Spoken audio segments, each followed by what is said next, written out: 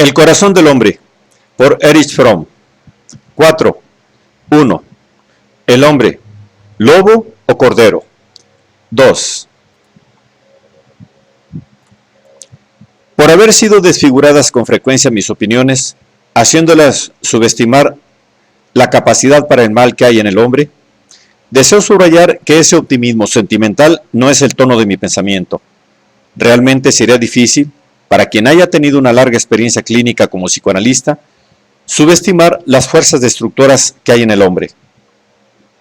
En pacientes gravemente enfermos, ve funcionar esas fuerzas y experimenta la enorme dificultad de detenerlas o de canalizar su energía en direcciones constructivas.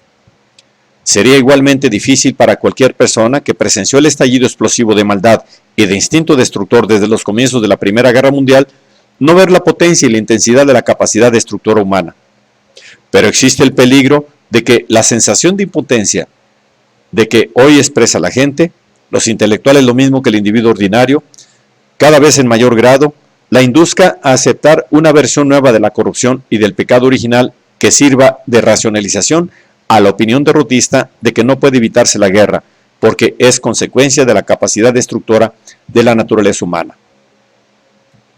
Semejante opinión, que en ocasiones se jacta de su exquisito realismo, es irrealista por dos razones.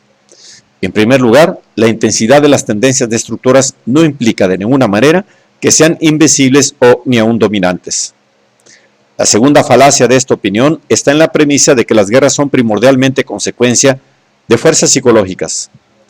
No es necesario detenerse sobre esta falacia del psicologismo en la comprensión de los fenómenos sociales y políticos. Las guerras son consecuencias de la decisión de desencadenarlas de líderes políticos, militares y de los negocios para adquirir territorio, recursos naturales, ventajas comerciales. Para la defensa contra amenazas reales o supuestas a la seguridad de su país por otra potencia o por la razón de reforzar su prestigio y gloria personales. Esos hombres no son diferentes del hombre ordinario, son egoístas, con poca capacidad para renunciar a las ventajas personales en beneficio de otros.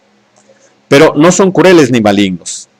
Cuando tales hombres, que en la vida ordinaria probablemente harían más bien que mal, llegan a puestos de poder desde los que mandan a millones de hombres y controlan las armas más destructoras, pueden causar daños inmensos.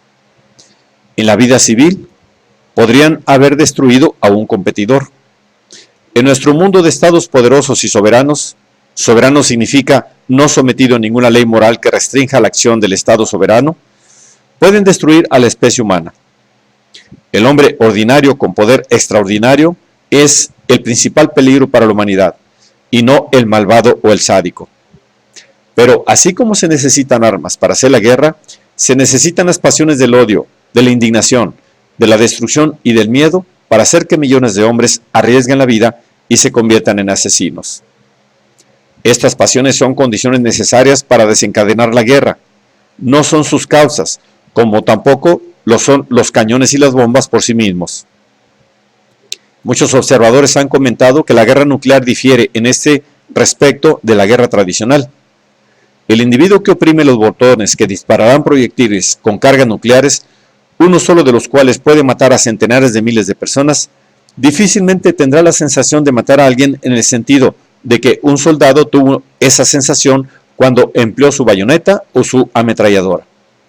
Pero, aun cuando el acto de disparar armas nucleares no es, conscientemente, más que obediencia fiel a una orden, queda en pie la cuestión de saber si en los estratos más profundos de la personalidad existe o no una profunda indiferencia para la vida, ya que son impulsos destructores que haga posible tales actos.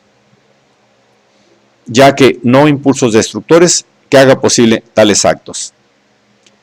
Escogeré tres fenómenos que, en mi opinión, constituyen la base de la forma más maligna y peligrosa de la orientación humana. Son el amor a la muerte, el narcisismo maligno y la fijación simbiótica incestuosa. Las tres orientaciones, cuando se combinan, forman el síndrome de decadencia, el que mueve al hombre a destruir por el gusto de destrucción y a odiar por el gusto de odiar.